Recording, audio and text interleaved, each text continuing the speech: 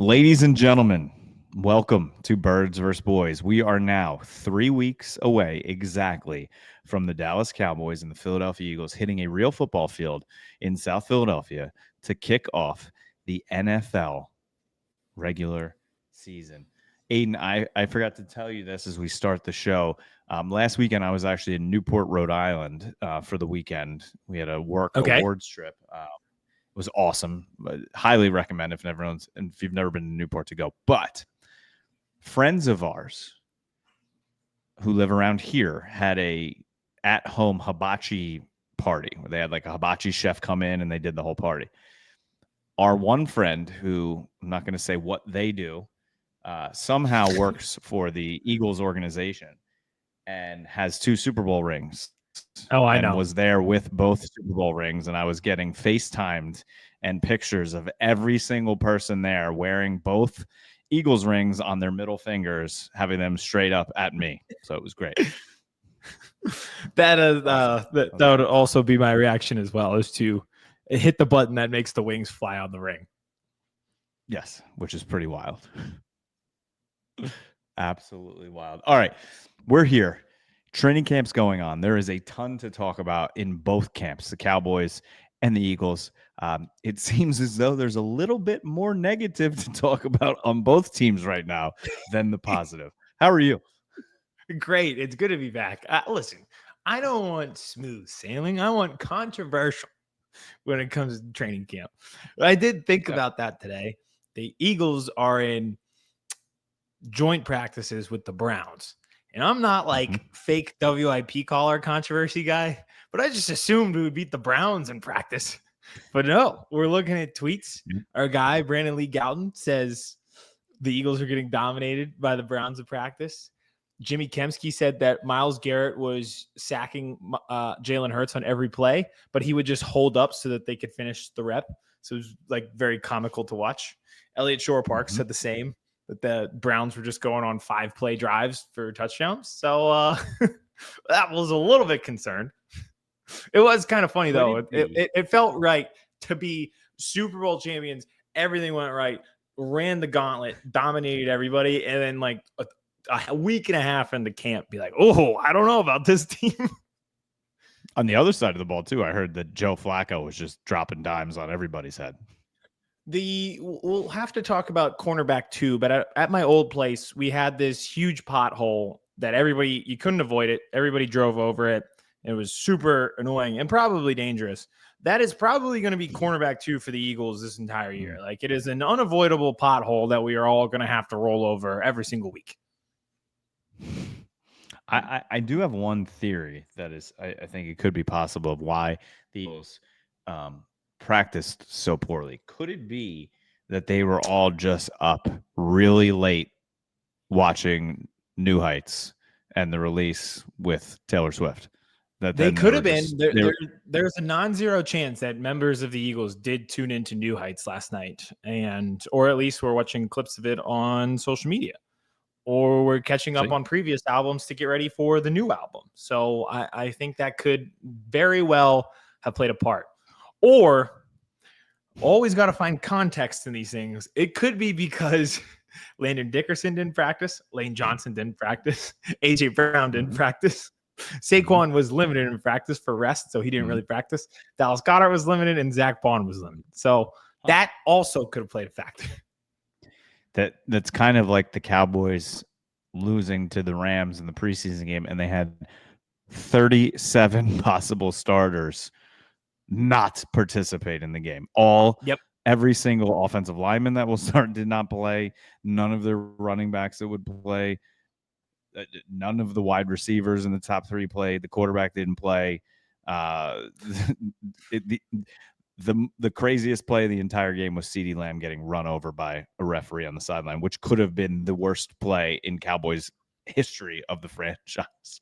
But it's right in line with Aidan and Kevin were playing.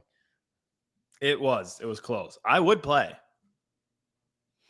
We're close to that being like one of the next premium season ticket sponsorships. Is you get the call of play. I guarantee you, within 3 years, a college team will let fans call plays in their spring games. I mean, why would they not? Just they look how donate big to your NIL fund. look how big the Pat McAfee field goal kicks have become on College game day. That's actually what I look forward to most now on game day. That and the headgear, but we got one last ride. That's gonna be like watching Fast and Furious 7 when they go off at the end of the movie. That's what it's gonna feel like when Lee Corso does his last headgear in week 1. Do we know is someone else going to pass the headgear crown, or is it just done? I feel like it's got to be done like that. It was him. Like it's associated with him. I feel like they're gonna have to come up with something though. I assume just energy, personality wise, it'd be Pat McAfee, but I don't. Yeah, that's not the same to me. Like he has his own thing that he does now. Like he's doing the war cries and fight songs to get the people going. So I don't know. That doesn't feel like him. I feel like it was Corso. And we always I feel like it should be like face paint Pat, where he isn't there, and then all of a sudden he just comes on the screen with his whole face painted the colors of the team that's going to win. Someone should do it from the crowd, just the middle of the crowd. Because imagine choosing the away team when you're just in the middle of it. Aidan, I know what that's like. That's my entire life. True, that is actually kind of the premise of the show. Mm-hmm. Exactly. All right, so I did notice 2 things that I thought were very interesting from the Eagles practices with the Browns. One, Jalen Hurts taking Shedeur on a really nice cruise around in the golf cart. And then I saw Landon Dickerson brought a cooler out full of beers for everybody after practice. And he was walking good. He was walking strong. That's what I noticed. He wasn't on crutches. There was no brace on that knee. He was carrying a very large cooler of Miller Lite. Looked good. That was my takeaway. He was able to walk, which, given we've got 3 weeks to figure this out, I'm glad that he's at least at that stage. Landon Dickerson yesterday had surgery to clean up his meniscus. We dodged the ultimate bullet because it was looking like a best case scenario, he'd be back by like week 8. There is a chance that he plays week 1. I still very much feel like he's an ultimate dog and has dealt with knee injuries before and played. I think that's tough, especially considering they play on that Thursday. And if he doesn't play, he'd have an extra 10 days to get ready for the Chiefs, which on this timeline, 10 days feels more like a month. So I'm still skeptical he plays week 1, but even if not, it's better than losing him for the year. I will tell you this, the history of me being a Dallas Cowboys fan and what happens when the Cowboys play in terms of the possibility of players being out on the other team. Landon Dickerson will be there on week 1, and he will not give up one pressure. Well, that's because Micah Parsons. I was going to say Micah Parsons might not be there, but we know that on Wednesday night, 12 hours before the game, he will absolutely be getting his contract, every single penny that he wanted. And that'll be a good another Dallas Cowboys storyline. But you're right. I hope he is back week 1. We talked about it since every show we've done since the Super Bowl in terms of repeating and how you get back and what that took is health. We talk about health every show. March, April, May, June, July, August, now to September.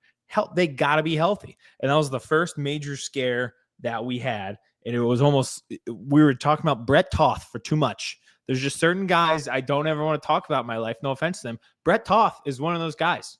If I could go without the rest of my life without mentioning the name Brett Toth, I feel like I've lived a pretty good life. Sounds like toffee. He's like one of those relievers at the back of the bullpen where it's like, if I never see you in a high leverage situation, I think you and I are going to be all right. You mean like anybody just about in the Yankees bullpen? Yeah. In the second half of the season? We got to talk about that. I've complained to you multiple times about the Phillies bullpen. At any point, you should have told me it's way worse over there. Way worse. And then they made trades for like Greg Bird, and then he made one appearance, and then they DFA'd him, and now I don't even know if he's in triple. Now he's getting stoned in AAA. So it's like, oh, awesome. Awesome. He's living in Scranton right now. Yeah, literally. Duran is sick. Oh, what an acquisition. Him and Saquon within the same calendar year, where it's like I've seen people play this position before. I didn't know you could play the position like that. Yeah. I didn't know that level of talent was possible. It's amazing like what has happened, and this is a football show, but welcome if it's your first time ever. This is actually the ADD podcast is our other nickname, not just Birds vs. Boys. We're BVB/ADD.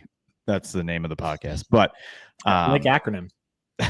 We this summer with baseball and especially the NL East, it was like Phillies were cruising, and then all of a sudden slumping, and the Mets like crept up, and all these Mets fans crawled out of their holes in Queens, and we're like, haha, there we go, it's our year. And they're popping out of potholes, and then all of a sudden it was just like Kyle Schwarber cracked the beer open. They all woke up, and then they beat the Mets with a bat. They died, and the Phillies just traded for the best reliever in baseball, and the history has written itself now, and they're 8 games up on the Mets? Five. Yeah. But the Mets had a real chance last night, but they blew a 6-0 lead within the span of an inning. So sounds about right. They gave up 9 runs in the 4th inning after sporting a 6-0 lead. But you're right. New York sports fans are sometimes just the gift that keeps on giving. I feel like even as Cowboys fans, you've been able to beat up on Giants fans too. So I hope that keeps going. I feel like they've been having a pretty good camp.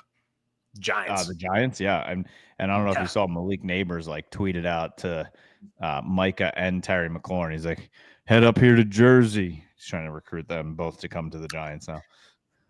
To finish off the round table, I have been dying on this hill. The Commanders fans on TikTok will not listen to me. I'm trying to warn them about how that operation is run because I've run it with the Sixers.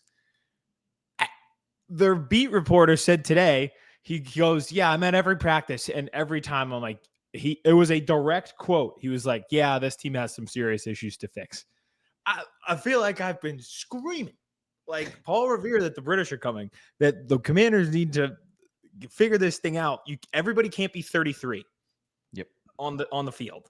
And the best player, who's 28, is not there. Yep.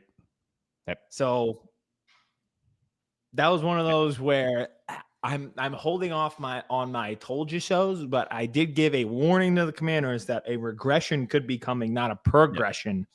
And you know what? That bodes well for both of our teams, because I do think in the end, even with the issues going on in Dallas, I do think it could be us two for the division. And I feel like we've talked about this in sports, like especially in football, like the cool teams and the swag that you get. I feel like the Giants are elevating themselves. Like Malik Neighbors, super cool. Abdul Carter, really cool. Like their swag is elevating. Now Jameis is there. Like I will say, like, you know, as cool as the meter can go, there's only so much that Russell Wilson can't ruin on the cool scale. So I feel like he's completely back the other way though. So that's the only problem. Yeah, they've got three cool quarterbacks. I think Jackson Dart, he might be too cool for me because it might distract me from the fact that he might not be good, but he's cool. So I'm going to buy it on this. Yep. And they got 3 cool guys, and then Russell Wilson's going to be the starter week 1. I'm like, oh, this is brutal. And then everything's cool about them, except they have the least cool starting quarterback. Who also what's his like? Do we know what his tagline is yet? Like G-Men. Oh, let's ride. G-Men, let's ride. We're gonna find out. Listen, they're gonna pull an upset week 1. I think they play the Commanders. I could be wrong. No, they're gonna pull upset week 2 against the Cowboys. And we're gonna find out what that tagline is in the post-game presser. They're gonna start 2-0 and everyone's gonna be in, and then I have a good feeling of where it's gonna go from there. Yeah, they're gonna be this year's Saints. The Saints last year started 2-0. They were putting up 40 a week, and everyone's like, wow, they've re-innovated offense. And then the next week they scored 9 against the Eagles, and everyone's like, oh yeah, it's the Saints. Speaking of the Saints, I think the Saints and Kellen Moore have the greatest odds for the number 1 overall pick next year right now. Kevin, they might go 0-17. I'm not even saying that to be facetious. I genuinely believe that could be an 0. I'm worried. Did Kellen survive that? No, and I feel like that's not his fault. Yeah. I feel like you can't, like, I don't know. It's got to be so hard to fire a coach after 1 year, unless it's just a complete dumpster fire like New England was. I don't know. Yeah, it depends on I what think you're walking into, I feel like. Yeah, that was my whole fear with Kellen Moore taking that job. I was like, if this is, I know that you want to have your one chance, but if your one chance is almost surefire to be one and done, I don't think that's fair to yourself. But That's kind of not to take that leap. That's sort of like what Brian Schottenheimer is, because he was a really hot coordinator years ago, like when he was with the Jets, when they went to the AFC Championship game 2 years in a row. He was interviewing for head coaching jobs and had an opportunity to take one and decided not to, because he didn't feel like it was the right fit for the right time. I don't think he thought it was going to be like 22 years until he had another opportunity or whatever it was. Yeah. But it's kind of that thing. But he did come back and say, like, you have to take your opportunity when it's there. But we'll see what kind of team he's walking into. Yeah. Let's talk about your team, and then I'll rapid fire the Eagles points, because I feel like it could all be summed up as they are getting dominated by the Browns, but that's because half the team is playing, and they're just hoping that they're in bubble wrap mode. It feels like I'd like them to be crisper, but I also understand it's a good team when everyone's there. Yep. All right, Cowboys. Aidan, there's so many questions, and that doesn't even include Micah Parsons, right? You talked about Micah earlier, and you think he's going to get. I don't know. I honestly don't know. Like, this is as ugly of a negotiation that I have seen. I think it has gotten personal on both sides. I think there's easy ways to fix that, right? And it's, hundreds of millions of dollars guaranteed. I can think of 32 million ways to fix it. I'll kiss Jerry Jones on the lips if he paid me $200 million. Like, I'm good. You can call me whatever you want to call me. But I also think Mike is a different cat than most. I think he really means what he means and says what he means. But we'll see. I still think it does get done. But every time you hear like Jerry talk and stuff, he's like, well, he's just so old curmudgeon, man. Like, he's like, well, he keeps going to he's under contract. It's like, Jerry, get what that means nothing anymore. It's not the 90s. Okay. His deal should have been done a year ago, if not 2 years ago. Like, that's just what you do now. So, yep. I hate the, like, well, I don't know. He'll be there, but he's under contract. Mike is not going to hold out during the season, right? He's not going to miss game checks, and he's not going to get to the point where he holds out and then the Cowboys basically put him on the reserve list for the year, end his season, and then his contract goes back to year 4 again, and he's in the same spot he was to start this offseason. Not going to happen. Now, I mean, he could maybe do what Jalen Ramsey did a couple years ago, and you remember whose agent for Ramsey was? David Mulugeta. When his back hurt for a couple games for the Jags, and then all of a sudden they pulled off the trade for Rams. Jerry Jones pretending he didn't know the name of the agent, who's, like, aside from Drew Rosenhaus, is the agent for the second most players in the league. You want to know my thinking on that? Like, seriously, he was terrified to say Mulugeta. That I do that sometimes. I get self-conscious about pronouncing names, so I'm just like, hey, you, my guy. That's like me typing suit or suite. I always have to think, like, wait, what is it? Suit? Am I wearing a suit, or am I going to go stay in a suite? Yep. Is it E or not an E? But now when you type things on the phone, it's easy, because if you put an E on it, all of a sudden you see an emoji with a tie. So I'm like, oh, nope, that's not what I want. Delete the E. But that's kind of, I think, where Jerry was on that. But, people were joking like, oh, you know what's going to happen is this Netflix special that comes out next week about the Cowboys, the last episode is going to be them paying Micah, or, he's all of a sudden, it's going to be it's not. What Love Island is this? Yeah. Or like he's going to be on the pregame show on NBC and then announce it. And then all of a sudden they're going to cut to Micah taping up in the locker room or something, running out on the field. It's going to be something stupid. But I think there's a possibility that once they leave Oxnard, California, get back to Dallas, get back, maybe it will happen then. So kind of similar things that happen with Dak, with Zach Martin, with CeeDee Lamb.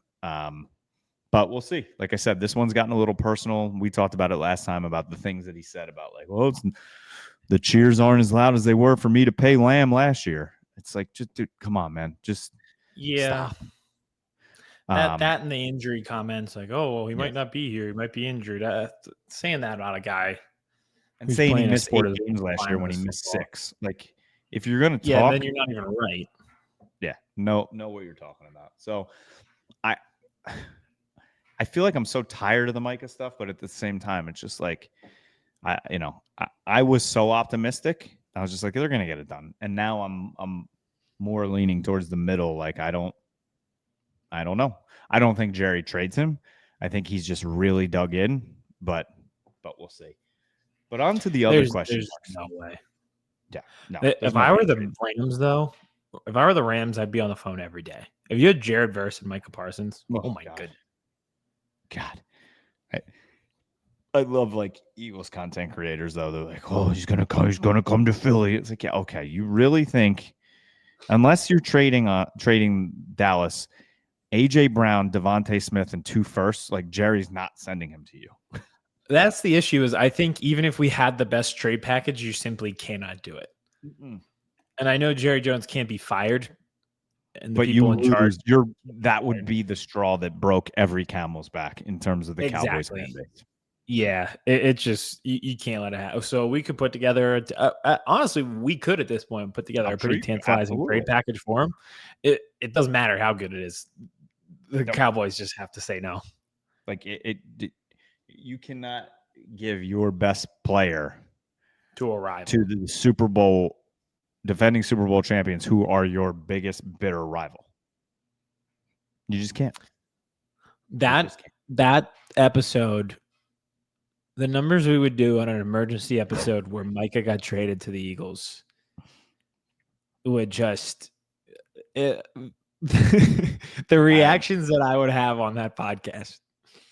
They'd have to surgically remove my face from a shit-eating grin.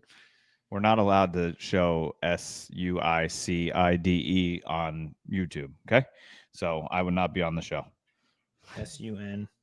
Oh, I'm not saying the word because I'm sure the algorithm will destroy it. That episode would just be jubilation from one side. Yeah, on one side, and just darkness on the other. It's perfect. I would just be sitting in a dark room with that song playing. Hello, darkness, my old friend. All right. There are 1,000, if not a million, if not a billion other questions surrounding this Dallas Cowboys team. You got 22 days. Yeah, don't have much. We could start. You talked about cornerback 2 for the Eagles being a problem. I don't know who cornerback 1, 2, 3, 4, 5 is right now for the Dallas Cowboys because they have guys, but they're all hurt guys. Trayvon Diggs, 1, we don't know what he's got left. 2, his relationship also with the Joneses is not good. And 3, he's injured. So I have a feeling he's not going to be ready week 1. All right. So now you're down Trayvon. Savone Ravel, who they drafted in the 3rd round out of Eastern Carolina, who we both really liked, and I think it's a great pick, is now, they believe, further removed from where they thought he would be. So I don't think they have Savone Ravel week 1. In fact, I'm going to go out on a limb and say they won't. He hasn't practiced yet. He hasn't done anything but rehab. He will not be there week 1. In fairness, that every draft thing that I listened to said that he would not be ready week 1. Yeah. So, which is why he was there in the 3rd round. Exactly. And you kind of just invest in that stock market and wait for the return. Yep. Andrew Booth seems like he is not close. He is injured as well. And then Keelan Carson, also the cornerback that they took last year to Wake Forest, who had very, very high upside, started week 1 last year, has just been ravaged by injuries and has made him not the same player that he was in college. And he's not going to be there. So right now, healthy cornerbacks that you have, one, Deron Bland, okay, which, yes, please, thank you, get him out there. I feel like he's a bona fide 1A type cornerback. And I will say, he did say in a press conference this week that his agents have been in touch with the Dallas Cowboys about negotiations and things are going well. So that's good for you, Deron Bland.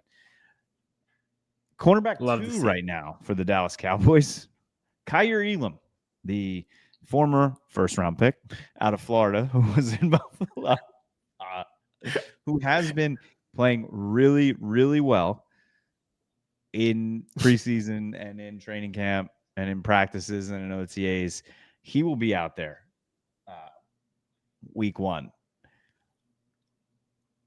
I don't know who else, Aidan. They had Israel Mukuamu, our guy. I've been screaming for Israel Mukuamu for 3 years. Played really, really well against the Rams. He had the highest PFF grade coming out. He had the interception late on Stetson Bennett. There is a chance he is out there, but I just, like, you can't put him in the slot, I feel like, against the Eagles, because he's like 6'3". He'd get toasted by Devontae with his speed and his agility. He's not that type of guy. So would you put him outside and then put Deron Bland inside? There are so many question marks, Aidan. Also, the guy that he probably would get stuck with in the slot is Jahan Dotson, who is also having a good camp. Ross Tucker, another one of our guys, who brought this up on the preseason broadcast. He was like, wow, I didn't realize that Jahan Dotson had this like after the catch burst. He was like, but he also never gets the ball because he's behind Devontae and AJ Brown. But that's another guy, full camp this year. He got traded for after training camp a year ago. So he's kind of just on the fly. They have him in there. So whoever your slot corner is with him. And I'm expecting bigger things, more targets for him as well this year. But you're right. All of those names, like you hit the ground running. And it's like, okay, you can be having good camps. And actually, we just saw this year in Philadelphia with the Jamar, and I'll get to that in a second. But, I mean, everybody's a bully till you get punched in the face. Everybody can cover until it's A.J. Brown and it's Devontae Smith, and you're in prime time and the whole world's watching. Yep. And if I'm A.J. Brown, Devontae Smith, and I saw what I saw against the Rams in that practice, I mean, feed me all game. It just don't even run the ball. And they could run the ball. Say, we're going to go right back to that strategy that we had in the Super Bowl where it's like, oh, you don't have safety help? Good luck.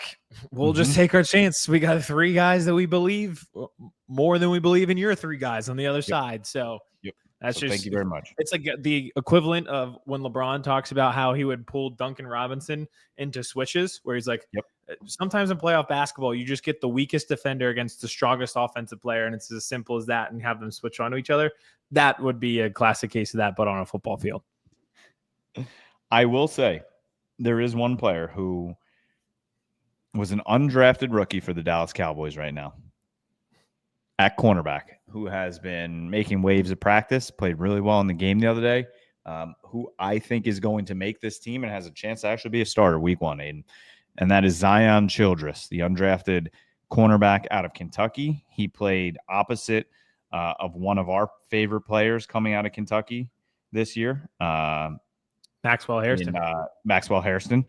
So if you watch any Maxwell Hairston, I did go back to watch, and I was like, "Ooh, there he is." So he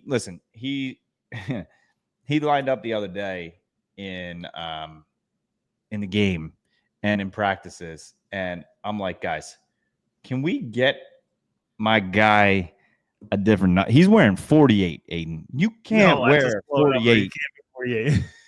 You can't.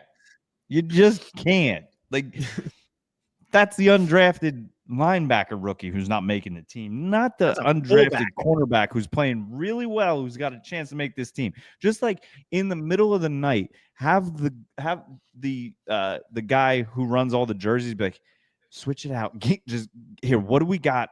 No one's wearing 24. Done. No one's If he wearing makes the 30. team, Okay, you give got it to to him. switch numbers. Yeah, if he actually does make the team, he's got to switch numbers. There's no 48 chance is if he makes the team, he's wearing 48. yeah, None, you none. can't be 48. That's just automatic barbecue chicken alert. If someone's covering you, even if they're good and they're wearing 48, like 48. If he goes out there, even if he's good, Thursday night in Philadelphia, if it's the first drive, if it's the first play, and they have a Saquon run play, and 48 is opposite of A.J. Brown, if I'm A.J. Brown right then and there, on the first play of the game, I'm calling timeout, like on the field. Just I'm doing this. I'm coming to the huddle, like, nope, change of play. Throw me the fucking ball right now. Yeah. I'd be doing jumping jacks over there. Throw it to me every time. It would be like Madden when you put it on like easy. Oh, And you have you have an all-star. College football 26. The one play that's like you can always get it across the middle. I forget the name of the play, but that's exactly what I'm thinking of. A.J. Brown, 17 catches, 342 yards, and 9 touchdowns. If we get bored, we'll mix him a run. So I am all laughing aside. I am excited for what Zion Childress is showing in camp. I think he's going to make the team. Talent, and everything but number. And they need him. They need him to. The other thing about all of this too is I think they need to go sign somebody at cornerback because the room that they have right now, like they can't start the season and just do this because you can't. I would rather find somebody to play in the slot and push Deron Bland outside. Deron Bland can play inside and play very well, but he's kind of stated pretty loud that he doesn't want to. He would prefer to play outside. So, there are guys out on the street right now. I know Stephon Gilmore's a name. I know he's played here before. I think he's lost a step, if not 5. I think that's another reason why he hasn't been signed. And needless to say that his price is too high, they're saying. But there's another guy sitting out there that at this point I would take a stab at, Aidan. Asante Samuel Jr. Why not? Yep. You had a chance to draft him, and you drafted Kelvin Burnt Toast Joseph. Like, what was his rap name again? I don't even remember. Chip on his shoulder. Yeah. And now he was in the UFL, and I think he just got into a bad car accident or something, and now I think he might be in legal trouble. So what? Why not? So that might be an arms race between our two teams. Anthony Bona brought this up. He was saying, I think as Eagles fans, we are heavily overrating Asante Samuel Jr. because of who his father was for this team. But like you said, we're talking corner 2, and we're not getting that much value to begin with. So why aren't we at least going to give it a try? That's kind of where I see it with the Eagles is I'm willing. If they signed him, I would not expect him to become the next Darius Slay on that island. But it is a situation where the mystery box thing again, I have knowns and I have unknowns, and this feels like an unknown that could be positive. The unknowns right now are negative. It's the same as like when you bring prospects up. It's like, well, I know this guy is batting 202. He's not delivering. Maybe this kid comes up and he bats 290. He could also bat 202, but at least I tried. At least I tried to solve the problem. Yep. So we'll see what happens there. A couple more that I'll go to, and then we can shoot over to the Eagles. Wide receiver, I think there's question marks after obviously CeeDee Lamb, George Pickens. I think Kevontae Turpin is going to be involved a lot in this offense.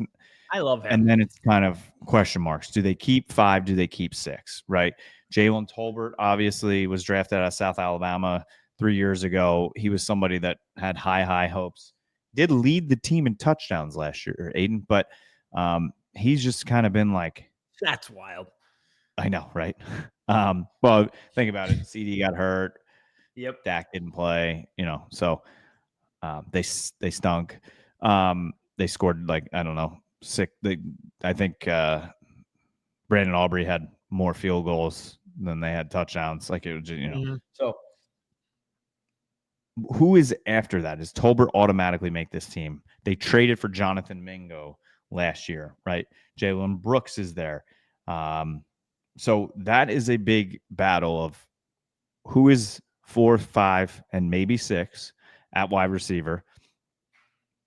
The linebacking core, there has been a lot of questions about, right? Obviously, Overshown says he's going to be back this season. That was a devastating knee injury that he had last year, 2 years in a row now. That's another guy I love. Oh, absolutely. He was ranked like already like the 4th best outside linebacker in the NFL, and that's why some of these. I think we talked about this last time. Some of these summer lists are insane. But who is going to emerge as the starting linebackers? Right, Sanborn was brought here from Chicago. He's been playing really well. He's one of those just like Wisconsin steady Eddie linebackers. Maris Leofau. Yeah, it's just like he's got the neck roll. He can't run side to side, but straight line. That's the only purity we have left in this world is Wisconsin linebackers and the Pacific Life commercials that come on after they get a stop on 3rd down and the game's 13-10 in the 3rd quarter. I can't wait. Speaking of, we need to talk because me and Mr. Papaleo were talking about possibly going to the Temple, Oklahoma game in Philadelphia, if you might have interest in September. I absolutely would. Why are you guys going to that game of all games? Just because? Watch a possible Heisman Trophy winner play football, and you can get tickets like 40-yard line, like row 6 for $27. Oh, really? Who on Temple's in there for the Heisman this year? You. Me. I got 4 years of eligibility. Let me sling it around. Yeah, I would definitely go. That'd be awesome. Let me know what week they're playing. I know it's early in the season. It's September. I think it's like September 13th or something. It's early. I think it's week 2. Early. Week 3. Yeah. So beautiful weather.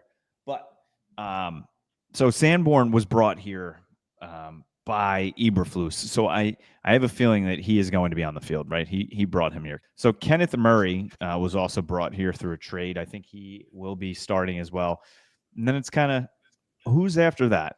Maris Leofau from Notre Dame, the linebacker who's drafted last year, has been playing with his hair on fire. Literally, he looks like Troy Polamalu out there with the hair, and he tackles everything. He is the guy from the replacements. Is like, go get me the ball. I'll get you the ball. Like that. That's how he plays football. So he will be on this team. And then it's guys like Damone Clark, Buddy Johnson. Like, who else is going to be there for them? But the last group that I want to talk about, where I think there's the biggest question mark right now, obviously, is defensive tackle. This has been a problem for this team forever. Can't stop the run. Mozzie Smith, I don't know if you saw his quote after the Rams preseason game. He said, I literally did nothing. You have to do something. I'm a first-round pick. I've got to do something. There's honesty, at least. Yes. Accountability. Trying to look for the positives in that one. I am happy with the honesty. I am terrified of the reality of the honesty. So I don't know if he's guaranteed a roster spot. I mean, I don't think he is. Yeah, he was not drafted by this regime. They brought in Jay Toyoa, who is the 300-pound mammoth of a man from UCLA, who everybody has been goo gaga over until he played against the Rams the other day, and his PFF grade was a 29, and he had a 27 run stopping grade. Not good, especially if you're not going against the Eagles' offensive line, which you will be going against in week 1. So it's a disaster right now at defensive tackle, but that's just par for the course. That is just what the Cowboys do. And if you ask Jerry Jones, he's like, I use a first-round pick on a defensive tackle. Why do I need to do anything else? I invest in a first-round pick. He does have a point there. He did try. Yeah, he did. They did. And Mozzie was supposed to be this crazy. I don't know if you remember. You ever see the freaks list that comes out every year? It like just came out, I forget who does it. It's like one of the big college football writers. What's his name? Jeremiah Smith from Ohio State is the #1 freak this year. It's like guys that are just guys that are just complete freaks, like putting up 20 to 30 reps on 225 at bench, running a 4.3 GPS speed at like 23 miles an hour. Like this guy goes and like talks to coaches and strength coaches and then anyway, Mozzie was the #1 freak going into his senior year and all of college football. I remember the videos of him like jumping up steps, and I'm like, all right, my 3-year-old can do that. But like the Cowboys have also, like, he was 300 pounds, then they had him lose a lot of weight, then they had him gain weight back, and then they're losing weight again. And it's like, I don't think he's in limbo.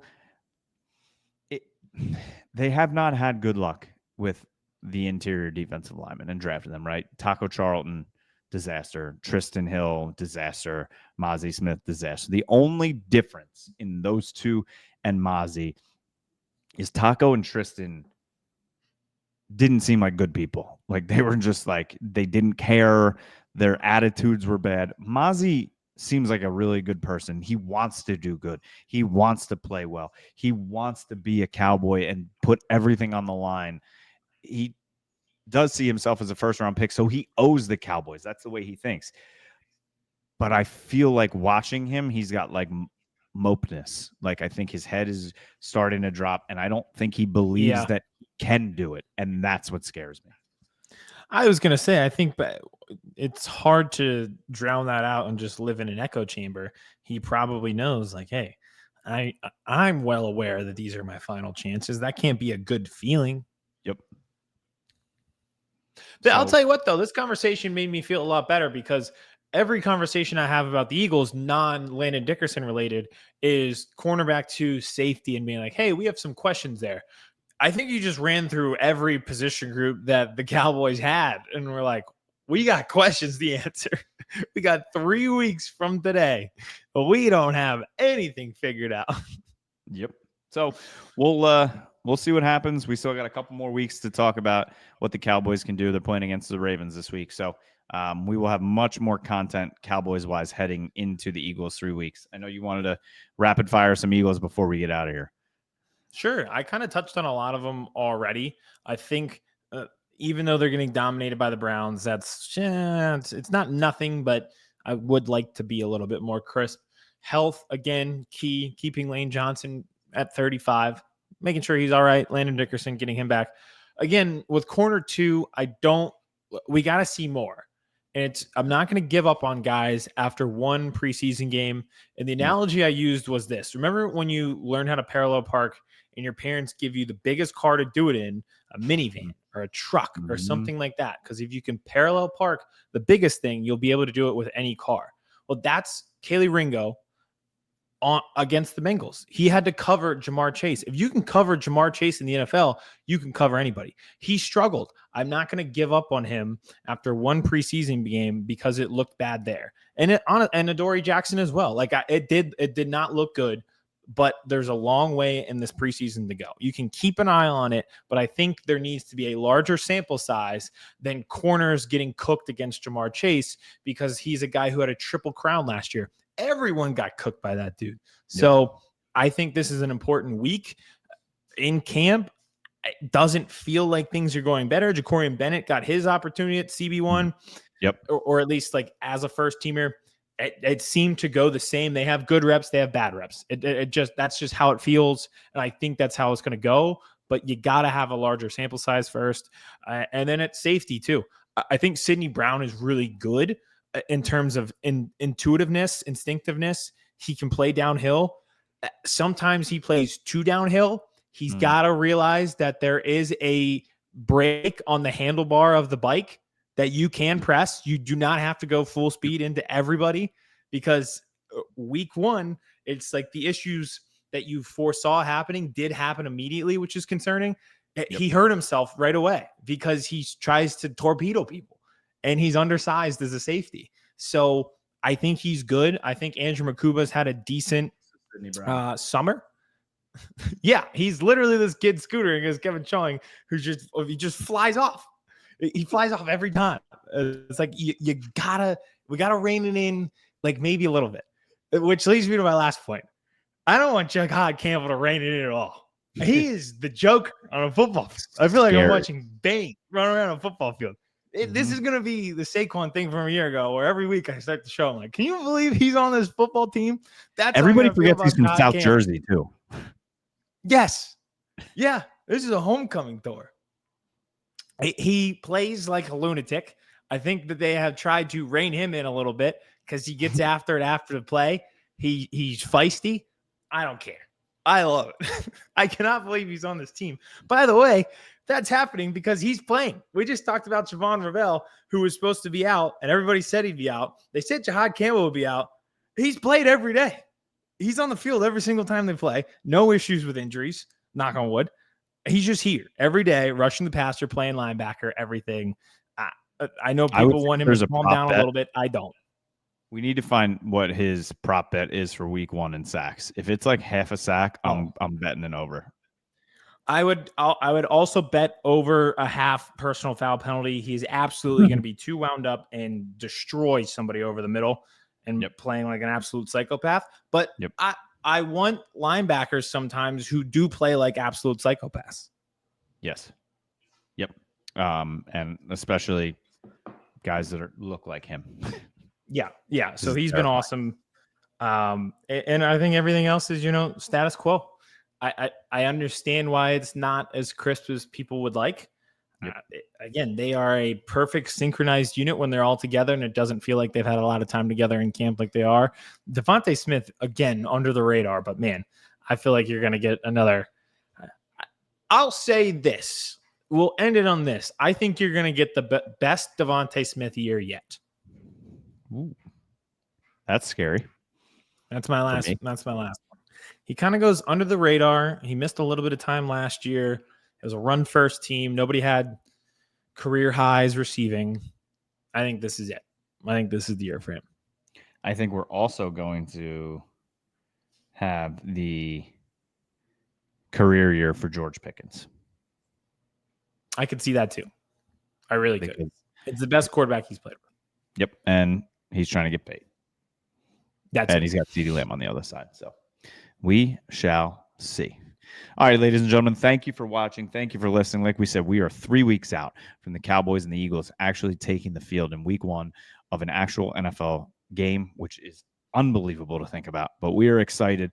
But there's a lot of content coming your way from us in terms of the end of the preseason heading in. So look out for clips, for videos, and for full episodes. We are ramping back up into full-on football season, which is podcast season. So thank you for watching. Thank you for listening. If it's your first time here, make sure you smash the subscribe button if you're watching on YouTube.